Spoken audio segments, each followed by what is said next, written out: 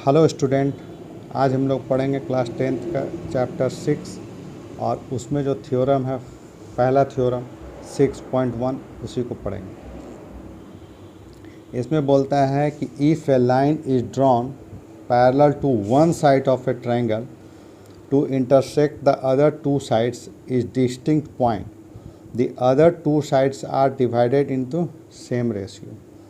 इसका मतलब हो रहा है कि मान लो कोई भी ट्रायंगल दिया हुआ है, उसमें किसी भी एक साइड का पैरेलल अगर कोई लाइन ड्रॉ करते हैं जो अदर टू साइड्स को अलग अलग पॉइंट पर कट कर रहा है, तो वो जो है अलग दोनों साइड्स को सेम रेशियो में डिवाइड करेगा। इसी को हम लोग को प्रूफ करना है। तो चलिए इसको हम लोग बनाते हैं। इसका सॉल्यूशन के लिए हम लोग फिर से एक फिगर बनाएंगे। तो एक फिगर कोई भी ट्रायंगल बना रहे हैं। मान लिया कि ए बी सी एक ट्रायंगल है, ए बी और सी कोई ट्रायंगल है। अब इसमें जो है क्वेश्चन बोलता है कि कोई भी लाइन, मान लो एक लाइन ड्रॉ किए जो बी सी का पैरेलल है, ए लाइन है और वो जो है वो बी सी का पैरेलल ड्रॉ किए जो ए बी को डी पे कट कर रहा है और ए सी को ई पे कट कर रहा है। तो चलिए हम लोग फिर बनाते हैं। सबसे पहले हम लोग लिखेंगे गिवन क्या दिया हुआ है, a triangle A B C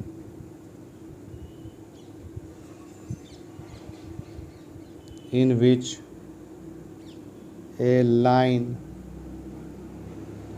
DE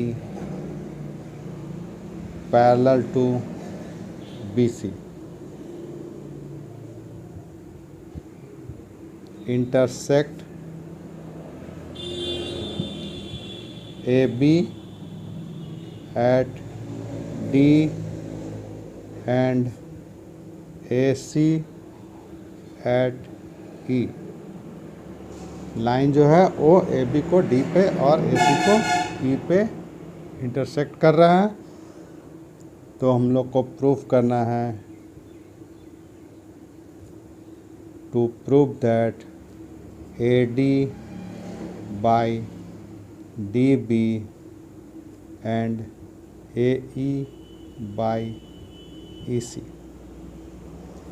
अब इसको प्रूफ करने के लिए हम लोग को कुछ कंस्ट्रक्शन का ज़रूरत पड़ेगा, तो हम लोग उसमें कंस्ट्रक्शन बनाएंगे। कंस्ट्रक्शन करते हैं। कंस्ट्रक्शन क्या करना है, ज्वाइन कर देंगे बी से ई को और डी से सी को और ए सी पे एक परपेंडिकुलर ड्रॉ करेंगे जी, और यहाँ से एक परपेंडिकुलर ड्रॉ करेंगे एफ, यानी इससे इस पे परपेंडिकुलर ड्रॉ किया और इससे इस पे परपेंडिकुलर ड्रॉ किया। चलिए अब इसको हम लोग लिखते हैं। तो हम लोग क्या किए, ज्वाइन किए B E and C D को और कर दिए and draw E F perpendicular on A B and D G perpendicular on A C. ये मेरा कंस्ट्रक्शन हो गया। अब हम लोग प्रूफ लिखेंगे। तो प्रूफ में हम लोग जानते हैं एरिया ऑफ ट्रायंगल का formula, we know that area of triangle equal to half base into height. ये मेरा जनरल फार्मूला है, इसी का यूज़ करेंगे हम लोग। तो हम लोग निकालेंगे area of triangle ADE ADE, ADE। अब इसमें अगर इसको हम लोग बेस लेंगे तो ये मेरा हाइट हो जाएगा। तो हम लोग लिखेंगे 1/2 इंटू AD इंटू EF। और इसी तरह एरिया ऑफ ट्रायंगल निकालेंगे BDE, BDE ये वाला, BDE ये वाला। तो इस ट्रायंगल का भी हाइट यही होगा और बेस मेरा DB होगा। तो हम लोग लिखेंगे DB इंटू EF। चूँकि हमको रेशियो का ज़रूरत है तो हम लोग इसका रेशियो निकालेंगे। तो हम लोग लिख सकते हैं therefore area of triangle ADE by area of triangle BDE equal to half AD into EF by half DB into EF। ये और ये कैंसल, ये और ये कैंसल। तो हम लोग को मिल गया area of triangle ADE by area of triangle BDE is equal to AD by DB। और ये मेरा इक्वेशन फर्स्ट हो गया। इसी तरह हम लोग दूसरे तरफ से भी निकालेंगे। तो दूसरे तरफ से हम लोग निकालेंगे एरिया ऑफ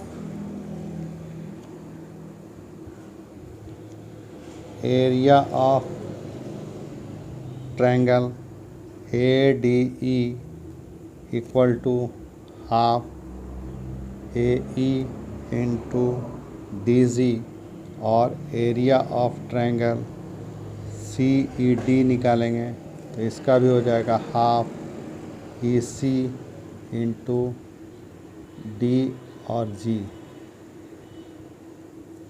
दोनों का रेशियो निकालेंगे तो ADE by area of triangle CED equal to half into AE into DG by half into EC into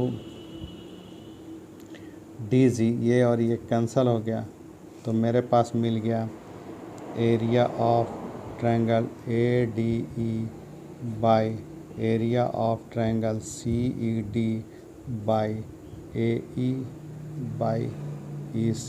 और ये मेरा सेकंड इक्वेशन हो गया। नाउ हम लोग देख रहे हैं फिगर में कि दो ट्रायंगल कौन कौन, BDE triangle BDE and triangle CED are on the same base DE and between DE parallel to BC। ये दो ट्रायंगल जो है वो सेम बेस पे है और same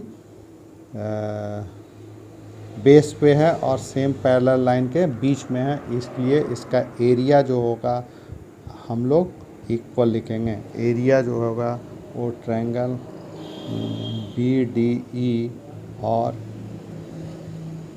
area of triangle CED equal होगा। इसको हम लोग इक्वेशन थर्ड भी लिख सकते हैं। अब इसके अनुसार से हम लोग दोनों को जब कंपेयर करते हैं तो मेरे पास इक्वल हो जाता है। फ्रॉम इक्वेशन 1 एंड इक्वेशन 2 हम लोग को मिल गया, we get area of triangle ADE by area of triangle BDE, area of triangle ADE by area of triangle CED, यानी दोनों इक्वल हो गया। अब इसका वैल्यू फ्रॉम 1 से हम लोग लिखेंगे AD बाई DB, और इसका फ्रॉम 2 से AE बाई EC, और यही हम लोग को प्रूफ करना था। तो मेरा प्रूव्ड हो गया, ये मेरा थ्योरम प्रूव्ड हो गया। अब ये जो थ्योरम जो है, इसी को दूसरा नाम हम लोग बेसिक प्रोपोर्शनैलिटी थ्योरम भी बोलते हैं। इसी को हम लोग शॉर्टकट में BPT थ्योरम भी बोलेंगे, और दूसरा इसको हम लोग थेल्स थ्योरम भी बोलते हैं। थेल्स थ्योरम, यानी क्वेश्चन जो है वो 3 तरीक़ा से आ सकता है। थेल्स थ्योरम लिखिए और उसको प्रूफ कीजिए, दूसरा बेसिक प्रोपोर्शनैलिटी थ्योरम को लिखिए और उसको प्रूफ कीजिए, और तीसरा जो है टोटल स्टेटमेंट जो दे करके देगा कि इसको लिखिए और प्रूफ कीजिए। ओके।